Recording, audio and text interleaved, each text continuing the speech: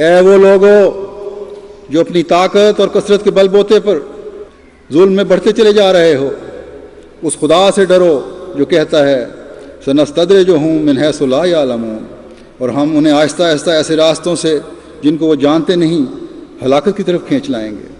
بس اپنی ہلاکت کو آواز نہ دو، حضرت صلی اللہ علیہ وسلم کی عاشق صادق اور زمانے کے منادی کی آواز پر کان دھرو کہ وہ بھی آیت اللہ ہے۔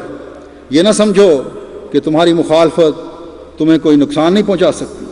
اللہ تعالیٰ کی طرف سے ڈھیل کو اپنی فتح پر محمول نہ کرو، یہ ڈھیل تو تمہیں خدا تعالیٰ کے قول املی لہم کہ میں انہیں ڈھیل دیتا ہوں کی وجہ سے مل رہی ہے۔